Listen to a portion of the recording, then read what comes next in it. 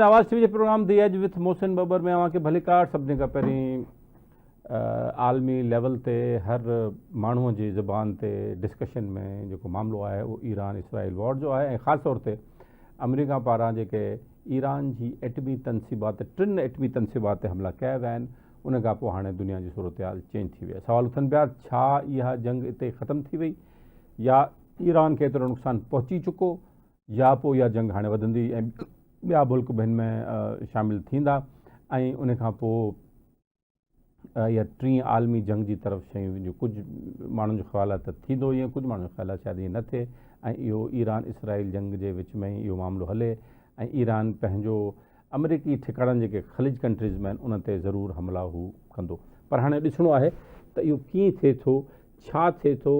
वॾी डेवलपमेंट अॼु इहा आहे सभिनी खां पहिरीं ईरान पंहिंजी पार्लियामेंट थ्रू जेको स्टेट ऑफ हार्मोज़ आहे, आबनाए हार्म्स जंहिंखे चवंदा आहिनि, उन खे बंदि करण जो ऐलान करे छॾियो आहे। त हिन जो मक़सदु आहे त 30-40%, कुझु माण्हू 50% चवनि था, जेके इंटरनेशनल ऑयल सप्लाई हिन रूट खां थिए थी उहा ख़तमु थी वेंदी। जो मक़सदु आहे कुवैत, इराक ऐं उन खां पोइ सऊदीअ जो कुझु हिसो, उन खां पोइ ॿिया कुझु हिसा आहिनि, हीअ सॼी हितां सप्लाई थिए थी। ऐं हिते ईरान चवे थो हाणे मां कंहिंखे गुज़रणु हितां न ॾींदुसि।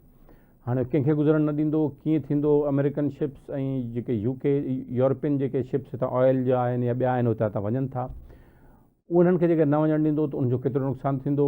दुनिया जा ॿिया बि सेंटर्स आहिनि ऑयल जा, पर जेको आबनाए हर्म्स आहे उहो ओमान जे मथां ऐं ईरान जे साम्हूं 21 मील जो हिकिड़ो कॉरिडोर आहे समुंड जो, जिते हाणे ईरान चए थो त मां हिन खे अॻिते वधणु न ॾींदुसि। का बि शिप जेका ईंदी वेंदी उहा हाणे चए त असां हुन ते हमला कंदासीं। हिकिड़ो इहो ॿियो ऐलान इहो थियो आहे त हू जेके बि ख़लीज कंट्रीज़ में गल्फ में जेके बि अमरीका अॾा आहिनि हुन ते बि हमला कंदा। इहो चवंदा असां अमरीका जे ख़िलाफ़ु हमला कंदासीं।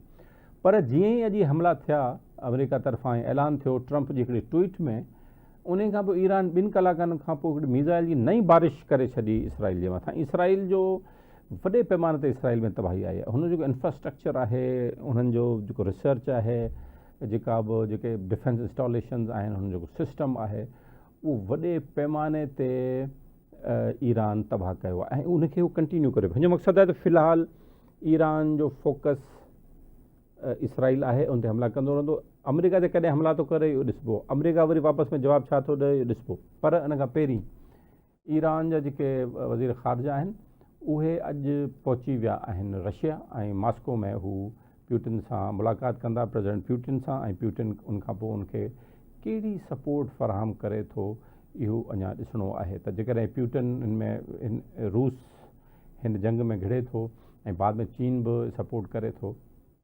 उनजा वरी ॿिया नतीजा निकिरंदा। वॾी अहम हिकिड़ी सिचुएशन ट्रंप जे इन ऐलान खां पोइ थी वई आहे। हिकिड़ो त पासो इहो थियो, ॿियो पासो इहो आहे त ईरान अमरीका जे इन हमलनि खां पोइ सॼी दुनिया में असांजो जेको इराक़ची साहब आहिनि उन्हनि हिकिड़ो ट्वीट कयो आहे, उहो तमामु अहम आहे। उहे चवनि था जॾहिं असां अमरीका सां जोहरी डील ते ॻाल्हाइणु वियासीं पिया ऐं हुनखे फाइनल करणु वियासीं पिया त इसराइल सां हमलो कयो, ऐं जॾहिं असां यूरोपियन यूनियन सां ॻाल्हाइणु वियासीं पिए, डील करणु वियासीं पिए हिननि सॼनि मामलनि ते, त अमरीका सां ते हमलो कयो। त हिन जो मक़सदु आहे त इन सॼे प्रोसेस खे अमरीका ऐं इसराइल थियण ई कोन था ॾियणु चाहिनि ऐं हू पंहिंजी हेजमनी जेका आलमी जारियत सॼी दुनिया में आहे उनखे क़ाइमु रखणु चाहिनि था, कोशिशि कंदा। हू चवंदा जीअं असां चऊं तव्हां ईअं करियो। तंहिंजे करे हाणे यूरोपी यूनियन जो उन्हनि जो बि रिस्पॉन्स ॾिसबो। यूके जे जेके प्राइम मिनिस्टर आहिनि उन्हनि बि हिन ते अफ़सोस जो इज़हार कयो आहे।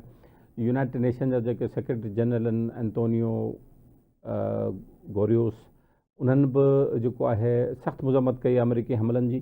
सो इन हवाले सां ही सूरत हाल अमरीका जे लाइ को बहितर कान आहे। ॿिए पासे अमरीका में ख़ुदि विदिन अमरीका में हिकिड़ो नेगेटिव ओपिनियन ट्रंप जे ख़िलाफ़ु शुरू थी वियो आहे। मुज़ाहिरा बि शुरू थी विया आहिनि मुख़्तलिफ़ शहरनि में। जेके लिबरल्स ऐं डेमोक्रेट्स आहिनि उन्हनि जे विच में हिकिड़ी जंग शुरू थी वई आहे ऐं उते वॾे पैमाने ते मुखालफ़त शुरू थी वई आहे। ट्रंप जी ट्वीट्स अचनि पिया जंहिंमें चयो आहे त हुननि जेको कॉन्स्टिट्यूशन आहे अमरीका जो उनखे वायोलेट कयो आहे ऐं हिन जंग जी कंहिं मुल्क ते हमले जी इजाज़त ॾियणी पवंदी आहे, उहा न वरिती ट्रंप।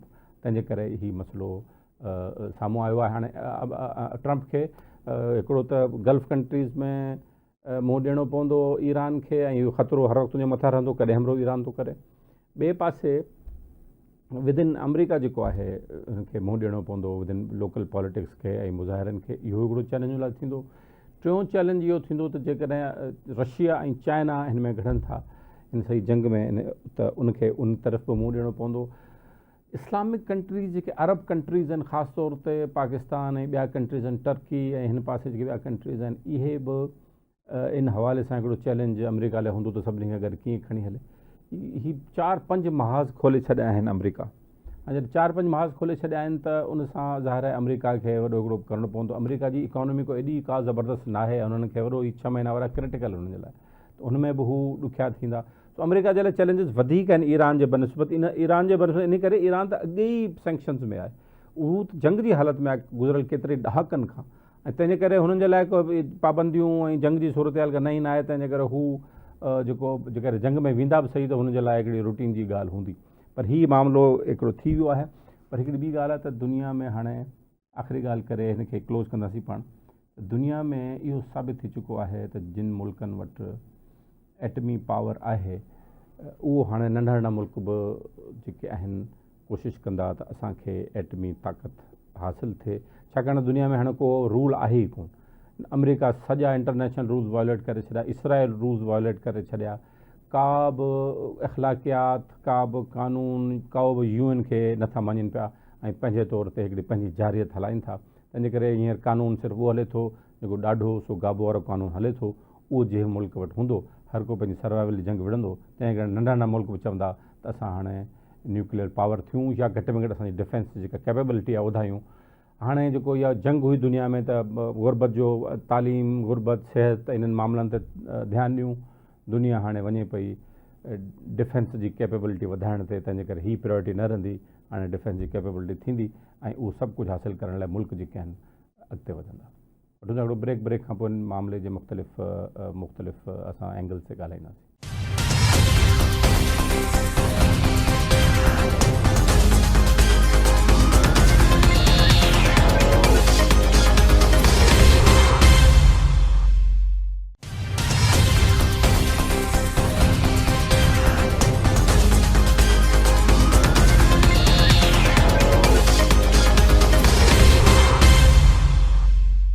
जी नाज़रीन, वेलकम बैक। हाँ असांखे जॉइन किया है सीनियर सहाफ़ी तजज़ियानगार अज़हर सैयद साहब, उन्होंने मालूम कयूं था। अज़हर साहब बहुत शुक्रिया आपका, आपने ज्वाइन किया। अज़हर साहब, कहाँ देख रहे हैं ये सिचुएशन जाते हुए? क्या मेरा मुद्दा ये भी है कि क्या पाकिस्तान को किस हद तक जाना चाहिए इस अमेरिकन जो अटैक हुए हैं ईरानी तनसीबात पर, उसके बाद पाकिस्तान को किस हद तक जाना चाहिए? सर, पाकिस्तान को इसमें पूरी ताकत के साथ उसका साथ देना चाहिए, लेकिन उसी तरह देना चाहिए जिस तरह अफगानिस्तान में गुट तालिबान थे, क्योंकि ये जो मामला है ये फैलेगा और आगे बढ़ेगा। और अगर तो ये रजीम चेंज हो जाती है ईरान में, तो आगे फिर हमारी मुखालिफ हुकूमत आ जाएगी, जो अमेरिकी प्रॉक्सी होगी, जो एक तरफ से इंडिया होगा, एक तरफ से अफगानिस्तान होगा और एक तरफ से इसराइली दोस्त हुकूमत आगे बैठ जाएगी। तो हमारे पास तो फिर समंदर बचेगा या चीन के वो पहाड़ बचेंगे जहां से हम जा सकेंगे। तो हमें चाहिए कि हम भरपूर तरीके से ईरान की मदद करें, जैसे कि चीन कर रहा है, रूस कर रहा है, खामोशी से कर रहा है। तो मेरा ख्याल है कि हमें मदद करनी चाहिए इसके ईरान की। अच्छा, एक चीज़ इसमें यह भी है, लेकिन पाकिस्तान के अमेरिका के साथ एक मसाइल भी हैं, मुआशी तंगी भी हमें है, चीन तो बहुत हद तक हमारे साथ है और रहेगा, लेकिन इशू ये है कि हम अमेरिका के साथ किस हद तक जा सकते हैं। बिल्कुल 90 डिग्री का टर्न लेके तो नहीं चल सकते। इशू ये है कि अब जो है सुपर पावर अमेरिका नहीं रहा, दुनिया का डायनामिक्स चेंज हो गए हैं। अब चीन सुपर पावर बन चुका है और ये हमारे वाले बड़े अच्छी तरह जानते हैं। तो जहां तक हमारे वो डिफॉल्ट होने का ताल्लुक है, तो उससे हम निकल आए हुए हैं। अब हमारे डिफॉल्ट होने का कोई चांस नहीं है। और जब ये मामला आगे चलेगा, आगे बढ़ेगा, तो फिर चाइनीज हैं पीछे हमारे खड़े हुए, वो भी कभी नहीं चाहेंगे कि उनके ग्वादर के पास कोई अमेरिकी प्रॉक्सी आके बैठ जाए। तो हमें अब डरना नहीं चाहिए और खुल के जो है, या खामोशी के साथ जैसे हम करते हैं, हम इसमें तजर्बेकार भी हैं, हमें टिकने नहीं देना चाहिए ईरान में किसी अमेरिकी प्रॉक्सी को, चाहे वो शाह ईरान साबिक का बेटा हो या चाहे कोई और हो। अच्छा अज़हर साहब, आज जो वज़ीर दिफा और वज़ीर ख़ारजा ने अमेरिका के प्रेस कॉन्फ्रेंस की है, उन्होंने एक बात बड़ी वाज़ेह की, उन्होंने कहा जी हमारा पहले कभी भी मकसद रजीम चेंज नहीं था ईरान में, हमारा मकसद सिर्फ और सिर्फ जौहरी जो कोशिशें थी ईरान की उनको ख़त्म करना था, उसमें हम कामयाब हुए हैं, अब हमारा और कोई मकसद नहीं, तो हम अपने मकसद हमने तकमील कर ली है। लेकिन उन्होंने कैटेगोरिकली कहा है कि हम रजीम चेंज नहीं करने वाले। ये 4 रोज पहले भी इसराइली प्राइम मिनिस्टर नेतन्याहू है वो एक प्रेस टॉक में कह चुका है कि हमारा रिजीम चेंज का प्रोग्राम नहीं था। लेकिन जब आप इतने बड़े पैमाने पर तबाही करते हो, फौजी क़यादत उड़ा देते हो, आप साइंटिस्ट मार देते हो और फिर आप मुसलसल हमले कर रहे होते हो, तो उसके असरात लामुहल्ला स्टेट के ऊपर आते हैं। तो इसके असरात होंगे। ये ऐसे ही फजूल बातें कर रहे हैं कि हमारा मकसद ये नहीं था उसका चेंज करना, इनका यही मकसद था। और अब ये चाहेंगे कि हम, अगर ये अमेरिका चाहता है कि हमने इसके जौहरी प्रोग्राम खत्म कर दिया और हम वापस चले जाएं, तो अब ये ऐसे नहीं होगा, अब ये मामला फैलेगा। क्योंकि कोई भी नहीं चाहेगा कि इस मामले में अमेरिका बच के निकल जाए, क्योंकि वो दौर तो गुजर गया जब अमेरिकी मईशत जो थी अफगानिस्तान और इराक की जंगें संभाल लेती थी। तो मैं नहीं समझता कि अब ये जो ईरान में अगर अमेरिकी फंस गए तो ज्यादा देर इसको संभाल सकेंगे, क्योंकि वो अमेरिकन जो हैं वो भी डिफॉल्ट हो चुके हैं। उन्होंने पिछले साल नवंबर में अपना डेट को जो था 36 ट्रिलियन डॉलर किया था, तो अब उनके 36 ट्रिलियन डॉलर से बढ़ गया डेट, यानी कि वो डिफॉल्ट हो चुके हैं। और उनके पास जुलाई से नवंबर तक का वक्त है कि वो जीडीपी बढ़ाएं और अपना डेट को बढ़ाएं, लेकिन वो भी ज्यादा देर नहीं कर सकेंगे। रबड़ एक खास हद तक खींचता है। आपको याद होगा कि आज से 3 दिन पहले फेडरल रिजर्व जो है अमेरिकी ट्रेजरी जिसको कहते हैं, उसके चेयरमैन ने बड़ी अलार्मिंग बात की थी कि जो टैरिफ पॉलिसी है उससे डेफिसिट बढ़ रहा है और इकोनॉमी को मुश्किलात हो रही हैं। और फिर जो इन्होंने बिग एंड ब्यूटीफुल बिल पेश किया है अमेरिकन ने, ये ट्रंप ने, तो उससे भी बड़ी बड़ी मल्टीनेशनल कंपनियां जो दुनिया को चला रही हैं वो जैसे मार्क्स वो एलन मैस्क से नाराज हो गया और बड़ी कंपनियां भी नाराज हो गई। तो अमेरिकन के लिए सब अच्छा नहीं है। वो तो ये चाहेंगे कि हम अब निकल जाएं यहाँ से। इसराइल भी चाहेगा कि उसको जो तबाही मच रही है वो खत्म हो जाए। लेकिन मेरा नहीं ख्याल कि अब ये मामला इतनी जल्दी थमेगा, ये फैलेगा और इंशाल्लाह ये बेहतर नताइज निकलेंगे इससे। अच्छा अजहर साहब, क्या आप समझते हैं कि ईरान जिस तरीके से पहले अकेले सिर ये लड़ाई लड़ रहा था इसराइल से, अब अमेरिका भी उसके सामने आ गया है, तो अभी भी ईरान अकेले तौर पर ये लड़ सकता है लड़ाई? देखें, दुनिया में कोई मुल्क अकेले नहीं लड़ता। वियतनाम में अकेला अमेरिका अकेला वियतनामियों से नहीं लड़ रहा था, पीछे रशियन और चीनी भी थे। अफगानिस्तान में अमेरिका अकेला नहीं लड़ रहा था, पीछे पाकिस्तानी थे, रशियन थे, चीनी थे जिन्होंने इसको यहाँ पे ट्रैप किया हुआ था। इराक में अमेरिका नहीं लड़ रहा था, उसके पीछे बहुत सारी और तंजीमें भी थी जो खामोश थे मदर। तो अकेला कोई भी नहीं होता, ईरान भी अकेला नहीं है। और ये स्ट्रेटेजिक मफाद हमारा और खित्ते के दूसरे ममालिक का यही है कि ईरान अकेला ना रहे, और ईरान अकेला नहीं रहेगा। अच्छा, आज जो वज़ीर ख़ारिजा साहब ईरान के वो पुतिन से मुलाकात के लिए पहुंच गए हैं मॉस्को, और वहां पर भी आप समझते हैं कि मॉस्को उनको पॉजिटिव रिस्पांस देगा? ज़ाहिर है वो मदद के लिए पहुंचे हैं, बज़ाहिर तो ये नजर आ रहा है। फिजिकली तो कोई मुल्क मदद नहीं करेगा, खुलेआम कोई भी नहीं करेगा। सफारती जुबान में इनकी हमायत का ऐलान कर देंगे, लेकिन जो असल चीजें होती हैं वो खामोशी से उनको दरकार चीजें पहुंचाना होता है। तो वो चाइनीज भी कर रहे हैं, पाकिस्तानी भी कर रहे हैं और रशियन भी करेंगे। तो अब इसको कोशिश करेंगे कि अमेरिकन जो हैं ये फंस जाएं, यहाँ पे गल्फ में फंस जाएं, क्योंकि अभी आप नए हरम बंद कर रहे हैं ईरानी, उसके बाद यमनियों ने कहा है कि हम भी उधर से बंद कर रहे हैं। तो ये मामला बिगड़ेगा, जल्दी हाल नहीं होगा। और हमें क्या पता कि जैसे दुनिया को नहीं पता था कि ईरान की मिसाइल टेक्नोलॉजी कितनी अहम है और कितनी बड़ी है और कितनी वसी है और कितनी महफूज है, इस तरह ये भी नहीं पता कि ईरानी शायद कोई न्यूक का टेस्ट कर चुके हो किसी और ताकतवर मुल्क में। तो ये सब कुछ जो है अगले चंद घंटों में, चंद दिनों में सामने आ जाएगा। अच्छा अजहर भाई, आपने हरमुज जो इलाका है जहाँ पर ईरान की तरफ से बात हो रही है कि ये हम बंद कर देंगे, तो आप समझते हैं कि वो ऑफिशियली तो अभी ऐलान नहीं हुआ है, लेकिन ये बंद कर देंगे तो दिक्कत होगी? हाँ जी, अभी ऑफिशियली ऐलान नहीं किया, लेकिन उन्होंने कह दिया कि हम बंद करेंगे। और वो पहले भी कह चुके हैं कि हम अपनाए हम जो है बंद कर देंगे, और वो बंद करेंगे। और जब ये बंद करेंगे तो ये 30% जो ये ऑयल की जो इंटरनेशनल ट्रांसपोर्टेशन है उस पर असरात पड़ेंगे। अगर उधर से होती भी कुछ कर देते हैं हौसी कबाइल जो है, तो उससे और गड़बड़ होगी। तो ये मामला मुझे नहीं लगता कि इतनी जल्दी सेटल हो पाएगा, ये चलेगा अभी। आपकी राय में ये मुश्किलात ईरान के लिए बढ़ेंगी या इसराइल अमेरिका दोनों के लिए बढ़ सकती हैं? नहीं सर, ईरान तो पहले भी पाबंदियों में था, लोग मरते हैं, साइंटिस्ट मरते हैं और आ जाते हैं। असल चैलेंजेस जो हैं ये अमेरिका और इसराइल के लिए हैं। किसने सोचा था कि इसराइल जो हमेशा से महफूज है, जिसके पास 3 तरह के 3 टायर डिफेंस सिस्टम है, उसकी बिल्डिंग जो है रुई के गालों की तरह उड़ेंगी, कोई सोच भी नहीं सकता था। तो ये इसके बड़े लंबे इम्पैक्ट्स हैं और अब सबको पता चल गया कि इसराइल को मारा जा सकता है, मिसाइल से मारा जा सकता है। उनको ये भी पता चल गया है कि इनका जो डिफेंस सिस्टम है, प्रोटेक्शन का जो निजाम है, उसको कैसे नाकाम किया जा सकता है। तो ये जो सौदा है ये सरासर घाटे का सौदा अमेरिका और इसराइल के लिए, ईरान के लिए नहीं, क्योंकि वो तो पहले ही पाबंदियों का शिकार था। उसको तो पहले ही कुछ ना खरीदने देते थे ना उसको तजारत करने देते थे। वो स्मगलिंग के साथ और चोरी छुपे अपना तेल बेच के अपना गुजारा, क्या कहते हैं ना, गुर्बत में वो आटा गीले वाली बात, इससे गुजारा कर रहा था। तो ये नुकसान इस ईरान को नहीं, वो तो पहले गिरा हुआ था। नुकसान है अमेरिका और इसराइल को, और इसराइल को तो हो चुका है, उसके नाकाबिले शिकस्त होने का सबूत टूट चुका है। और अमेरिका को हुआ है जो पहले ही डिफॉल्ट के ऊपर है, और उसने जो हर माह $1 ट्रिलियन की अदायगियां करनी होती हैं उसमें वो फंसेगा। उनका डेफिसिट बढ़ेगा। तो ये नुकसान जो है इसराइल और अमेरिका का है, ईरान का नहीं। तो आखिरी सवाल आपसे अजहर साहब, एक आज ईरान ने, कल जो अमेरिकी हमले हुए, ईरान ने इसराइल पर ताबड़तोड़ हमले किए हैं आज, तो इसका मकसद है उनका फोकस वही है जहां पहले था, उस पर रखे हुए हैं फोकस अपना।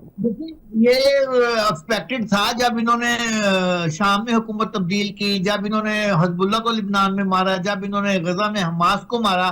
तो जो जानते हैं, जो इंटरनेशनल प्लेयर है, उनको पता था कि अगली बारी किधर आ रही है, तो उन्होंने बंदोबस्त कर लिया था। अब ईरान के पास जो मिसाइल आ रहे हैं, हर 3 दिन बाद एक नया मिसाइल ला रहा है, और जो इंटरसेप्ट नहीं कर पा रहा है डिफेंस सिस्टम उसका इसराइल का। तो इसका मतलब है खित्ते में और ताकतें थी जो ईरान को सपोर्ट कर रही थी, और उन्होंने वक्त से पहले उनको इक्विप कर दिया था। तो अब देख लें, अब कल उन्होंने 2:30 बजे हमला किया अमेरिका ने, और 2 घंटे बाद उनके हाइफा पे, उसके तल अबीब पे, और उनकी जो जहाँ पे उनकी पोर्ट है वहां पे इनके इस हमले हुए हैं। ईरानियों के बड़े कामयाब हुए हैं, और 40 मिसाइल थे, जिसमें इसराइली खुद एडमिट कर रहे हैं कि सिर्फ 5 इंटरसेप्ट हो चुके हैं, बाकी 35 ने तो हिट किया है। ठीक सर, अजहर साहब बहुत शुक्रिया आपका। अजहर सईद साहब, सीनियर सहाफ़ी तजज़िया निगार, असां सां गॾु हुआ। तव्हां हुनजो ॿुधो त ईरान खे इहा जंग, उन्हनि जो चवणु आहे इहा वधंदी जंग हाणे, ऐं ईरान अकेले सिर खे सपोर्ट मिले या न मिले, पर हू इहा जंग अॻिते वधाईंदो, ईअं अकेलो न छॾींदो। ॾिसूं था नाज़रीन अॻिते छा थो थिए। वठूं था हिकिड़ो ब्रेक खां पोइ हिकिड़े ॿिए मामले ते ॻाल्हि ॿोल कंदासीं।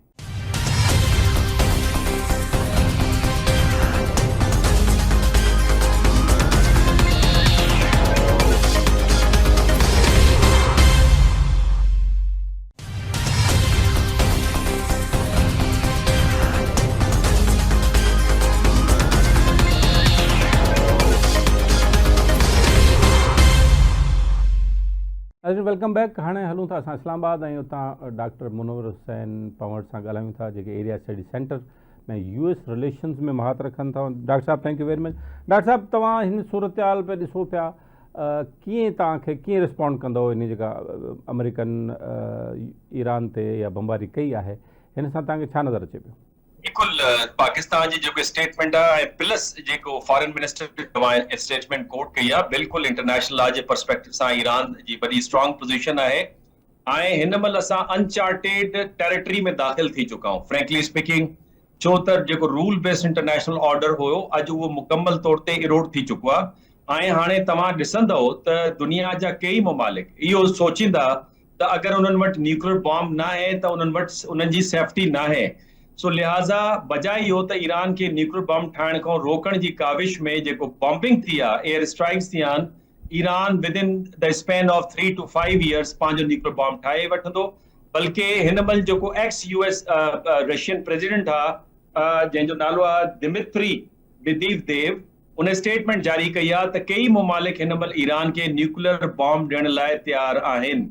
सो देयरफॉर बजाए इहो त दुनिया में पीस एंड स्टेबिलिटी हुजे हा, उहा पीस एंड स्टेबिलिटी इरोड थी चुकी आहे। ऐं काफ़ी ममालिक न्यूक्लियर टेक्नोलॉजी हासिल कंदा। अगरि ईरान वटि हूंदी डेफिनेटली सऊदी अरब ॾींदो, ऐं टर्की बि सोचींदो त सुभाणे उनजी सिक्योरिटी खे बि ख़तरो थी सघे थो पियो, लिहाज़ा टर्की बि पाण खे न्यूक्लियर वाइज कैपेबल करण जी कोशिश कंदो। उन खां अलावा जेके हिन महिल rising centres of powers like Brazil ऐं साउथ अफ्रीका ऐं नाइजेरिया, उहे बि डेफिनेटली पाण खे न्यूक्लियर कैपेबल कंट्री करण जी कोशिश कंदा। So we are in a different हिन महिल टेरिटरी में आहियूं। ऐं जीअं मां हिकिड़े तव्हांजे प्रोग्राम में इहो चयो त with in the span of 5 to 7 years new normal क़ाइमु थियण वेंदो इंटरनेशनल सिस्टम में। सो उहो उनजी आगाज़ थी चुको आहे ऐं हिन में ग्लोबल साउथ जा जेके ममालिक आहिनि they are going to play a very vital role. अच्छा डॉक्टर साहब, हीअ तव्हां वॾी अहम ॻाल्हि कई आहे। त हाणे त हिन जो मतिलबु इहो बि खणूं सवली सिंधी में त हीअ आलमी जेके कानून आहिनि, UN चार्टर्स आहिनि, कन्वेंशन्स आहिनि, हाणे हिननि जी का अहमियत नाहे रही। जेको न्यू नॉर्मल जी तव्हां ॻाल्हि कयो पिया, हिन जो मक़सदु आहे इहो सभु रिवाइज़ थींदो जेकॾहिं थियो। छाकाणि केरु कंहिं बि आलमी कानून खे अमेरिका तहस नहस करे छॾियो, इसराइल तहस नहस करे छॾियो, तंहिंजे करे हाणे ॿिया मुल्कनि चवंदा त हिते त कंहिंजी ॻाल्हि पुछे UN जो को असरु न आहे, अमेरिका खे रोकनि कोन था, इसराइल खे रोकनि कोन था। तंहिंजे करे हर को हाणे जेको ताक़तवर हूंदो, जेको ॾाढो सो गाबो हलंदो रूल दुनिया में। हाणे exactly realistic school of thought भी वही चए थो त असां अनार्किक वर्ल्ड में रहूं था पिया, जिथे there is absence of the ruler ऐं जेको पावरफुल आहे, जेको सर्वाइव करे वेंदो in the very difficult conditions, उहो ई ज़िंदा रहंदो, अदरवाइज ॿिया सभई मारिजी वेंदा। सो इहो हिन महिल रूल ऑफ द लॉ आहे, जेको असां बदकिस्मती सां चई सघूं था त इहो जंगल जो कानून आहे। ऐं इन खां अलावा मां हिकिड़ी तव्हांखे इंपॉर्टेंट शइ ॿुधाइण चाहियां थो पियो। इज़राइल हिन हमले जे पोयों इज़राइल बीठल आहे, बिकॉज़ इज़राइल वटि ॿ ऑप्शन आहिनि। हिकिड़ो ऑप्शन त इहो आहे त हिकिड़ो पीसफुल ईरान हुजे, इंटरनेशनल सिस्टम में इंटीग्रेटेड हुजे, America, western world, Arab world सां हुनजा तालुक नॉर्मल हुजनि ऐं उन वटि न्यूक्लियर कैपेबिलिटी न हुजे, उनजे मथां कंहिं बि क़िस्म जा सैंक्शन्स न हुजनि। इज़राइल खे अहिड़ो ईरान नथो खपे। इज़राइल खे अहिड़ो ईरान खपे थो पियो जेको सैंक्शनड हुजे, आइसोलेटेड हुजे, बट न्यूक्लियर हुजे, ताकि थ्रेट परसेप्शन जेको आहे उहो उनजे ज़रिए सां अमेरिका जी हिमायत हासिल करे अरब वर्ल्ड जे मथां, ईरान जे मथां बम्बार्डमेंट कराईंदो रहे। सो देयरफॉर हिन महिल जेको टारगेट ईरान जो हुजणु घुरिजे उहो इज़राइल हुजणु घुरिजे, बिकॉज़ इज़राइल जेको HHH ईरानी नेटवर्क हो, जंहिंमें हमास, हिज़बुल्ला ऐं हौसीज़, उन्हनि जे मथां हमलो कराए काफ़ी हद ताईं उन्हनि खे कमज़ोर कयो आहे। So now Iran has a chance कि continuously, consistently, very powerful missile attack करे इज़राइल जे मथां, ताकि हिन महिल जेकी नेतन्याहू जी हुकूमत आहे, जेकी कमज़ोर फुटिंग्स ते बीठल आहे, जिथे माण्हू भॼनि था पिया, जिथे उन्हनि जो इंफ्रास्ट्रक्चर तक़रीबन एरोड थी चुको आहे, उहा हुकूमत किरे ऐं इज़राइल इन कंडीशन में न रहे ताकि फ्यूचर, नियर फ्यूचर में, चाहे वो लेबनान आहे या सीरिया है या गज़ा है या वेस्ट बैंक आहे, कंहिंखे बि थ्रेट ॾेई सघे। सो ईरान बजाए इहो त अमेरिका जे मथां कंसंट्रेट करे, I would suggest Iran rather concentrating on America, छो त अमेरिका जे मथां अटैक जो मतिलबु हूंदो अमेरिका खे हिन फुल फ्लेज वॉर में वठी अचणु, ऐं इज़राइल चाहे इहो थो त अमेरिका फुल फ्लेज वॉर में दाख़िल थिए। लिहाज़ा ईरान वटि बेस्ट ऑप्शन इहो आहे त इज़राइल खे टारगेट करे, स्ट्रेट ऑफ हुर्मुज़ खे चोक करे, ताकि अमेरिका, वेस्टर्न कंट्रीज़ ऐं प्लस जेके अलाइज़ आहिनि, अरब अलाइज़ आहिनि, उन्हनि जी इकोनॉमी खे हिकिड़ो धचको लॻे ऐं हुन सां गॾोगॾु उहे अमेरिकन एयर बेसिस जेके सीरिया ऐं जॉर्डन में आहिनि, जिथे ईरान जा जेके मिसाइल ऐं ड्रोन्स आहिनि, उन्हनि खे इंटरसेप्ट कयो वियो आहे, उन्हनि खे अगरि टारगेट कंदो त जॉर्डेनियन गवर्नमेंट ऐं प्लस सीरियन गवर्नमेंट जेके हिन महिल एंटाई ईरान आहे, उहा कमज़ोर थींदी।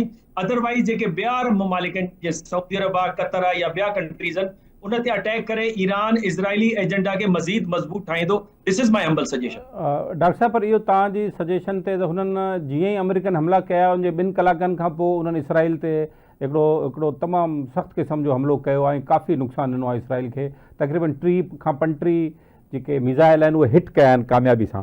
त उहो त इसराइल लाइ फोकस करे चुका आहिनि ऐं उन्हनि लॻे ईअं थो त हाणे अमेरिका ते जॾहिं ईंदा सो ईंदा, पर इसराइल ते उन्हनि जो फोकस कंटिन्यूअस आहे। इहो अॼु उन्हनि शुरू करे छॾियो आहे। हाँ, बिल्कुलु तव्हां सही फरमायो। इहो कंसंट्रेट उन्हनि खे रखिणो हूंदो, बिकॉज़ जो रियल गेम आहे उहा बिटवीन इज़राइल एंड ईरान आहे। जेकी रियल गेम ऐं रियल इशू आहे, that is the Palestinian issue. So उनखे रिज़ॉल्व करण जे लाइ उनजे मथां कंसंट्रेट करणु ज़रूरी आहे। ऐं प्लस अगरि ईरान खे न्यूक्लियर एसेट्स मिलनि था, जीअं दिमित्री साहब फरमाइनि था पिया, उन खां पोइ ईरान न्यूक्लियर कैपेबल कंट्री थी वेंदो। It would become a hard spot जंहिंजे मथां अटैक करे सघिजे। सो मां सम्झां थो त in the future long war जे लाइ अमेरिका तयारु कोन्हे। तव्हां पंहिंजे इंट्रो जे अंदरि पहिरियों ई ॿुधाए छॾियो आहे।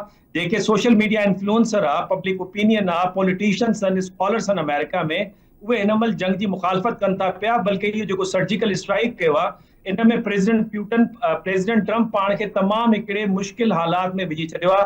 ऐं हिन महिल मूंखे नथो लॻे जो उनजी प्रेसिडेंसी उहो आसानीअ सां हली सघंदी अमेरिका में। ऐं इहा ई वजह आहे त चाहे उहे डेमोक्रेट्स आहिनि या उहे रिपब्लिकन्स आहिनि, लाइक सेनेटर मैसी हुजे या रो खन्ना हुजे, या प्रोग्रेसिव जेके सेनेटर्स आहिनि या कांग्रेसमैन आहिनि जीअं इल्हान उमर आहे, या लेफ्टिस्ट क़िस्म जा जेके कांग्रेसमैन आहिनि जीअं सैंडी बर्नर आहिनि, उहे हिन महिल प्रेसिडेंट ट्रम्प जे मथां प्रेशर विझनि था पिया। ऐं मुमकिन आहे त इहा रेज़ोल्यूशन कांग्रेस में पास थी वञे without approval of the Congress. President does not have authority to go to war.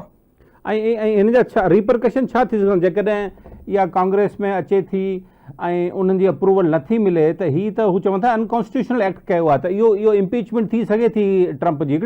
हिकिड़े असां ॾिसूं था दूर वारी जेका नज़र आहे उन हिसाब सां ॾिसूं था। इहो उन सूरत में थी सघे थी इम्पीचमेंट जंहिं सूरत में रिपब्लिकन्स बि मुकम्मल तौर सां उन लॉबी सां बीहनि जेके पीस लॉबी आहे, एंटी वार लॉबी आहे, अमेरिका फर्स्ट लॉबी आहे, जेके लीड कार्ल टकरसन थो करे। हिन महिल मज़बूत आवाज़ आहे अमेरिका में, specially in the social media. पर हिन महिल असांखे इहो बि सम्झणु घुरिजे जो कांग्रेस चाहे उहो अपर हाउस आहे या लोअर हाउस आहे, यानी हाउस ऑफ रिप्रेजेंटेटिव आहे या सेनेट आहे, उन में रिपब्लिकन्स खे मेजॉरिटी आहे। ऐं जूइश लॉबी स्पेशली न्यूकॉन्स जंहिंजो एजेंडा आहे त अमेरिका वॉर में वञे, उहे प्रेसिडेंट ट्रम्प खे हिन में सपोर्ट कंदा। पर मां इहो थो सम्झां जेको प्रेसिडेंट ट्रम्प जेको टाइम ॾिनो आहे उहो इन करे टाइम ॾिनो आहे त हिकिड़े क़िस्म जो सिंबॉलिक अटैक हुजे ईरान जे मथां, जीअं हिन महिल ऑपरेशन सिंदूर हुयो पाकिस्तान जे हवाले सां, जंहिंजो इंडिया खे फ़ाइदो न थियो बल्कि नुक़सान थियो। अहिड़े नमूने सां जेको टाइम ॾियणो ईरान खे, इहो एतिरो वक़्तु ॾियणो जो ईरान पंहिंजे एसेट्स खे जेको आहे शिफ्ट करे छॾे। ऐं उहे ईरानियंस हाणे चवनि बि था त असां पंहिंजे एसेट्स खे शिफ्ट कयो आहे, उनखे मेजर को बि कंहिं बि क़िस्म जो नुक़सान न पहुतो आहे, एक्सेप्ट इंफ्रास्ट्रक्चर खे नुक़सान पहुतो आहे। सो सिंबॉलिक हिकिड़ो अटैक हो। ऐं I think this is my conviction, may be my suggestion त ईरान भी हिकिड़ो सिंबॉलिक अटैक कंदो अमेरिका जे मथां in order to satisfy their people, but the major target would be the Israel and those Arab partners who are supporting Israel. अच्छा, he public opinion जेको America में आहे उहो त तमामु तेज़ी सां ट्रम्प जे ख़िलाफ़ु वञे पियो, त इहो मैटर कंदो घणी इसराइल लॉबी केॾी बि स्ट्रॉन्ग छो न हुजे पब्लिक ओपिनियन अमेरिका में। ऐं तव्हां ॿियो छा सम्झो था जेको यूरोपियन यूनियन आहे या यूरोपियन कंट्रीज़ जेके बि आहिनि उहे छा रिएक्ट करे सघनि था इन सॼे मामले में, एतिरो ओपनली बीह सघनि था इन अमेरिका सां गॾु? ॾिसो, यूरोपियन कंट्रीज़ जी आवाज़ त हिकिड़ो डिफरेंट पॉइंट ऑफ व्यू खणी हलनि था, जीअं फ्रांस आहे फॉर इंस्टेंस। ऐं मैक्रोन G7 जे अंदर बि मुखालफ़त कई, बल्कि हू चए पियो त ॻाल्हियुनि सां हिननि मसइले खे हल कजे। पर यूरोपियन यूनियन जी एतिरी पावर न आहे, इकोनॉमिकली एतिरा पावरफुल न आहिनि, मिलिटरीली एतिरा पावरफुल न आहिनि। ऐं पूरे यूरोप जेके 26 ममालिक आहिनि, इन जी टोटल अगरि फौज हिकिड़े फुटबॉल ग्राउंड जे अंदर अची सघे थी पई, so they don't have military capability, they don't have economic capability जिथे हू अमेरिका खे कंटेन कनि। ऐं हूअं बि प्रेसिडेंट ट्रम्प हिकिड़े अनप्रिडिक्टेबल अनकन्वेंशनल क़िस्म जो पॉलिटिशियन आहे। तव्हां ॻाल्हि कई अमेरिका जे अंदर जेके हिन महिल पब्लिक ओपिनियन ठहे थी पई, मां कुझु नाला तव्हांजे साम्हूं खणा थो पियो।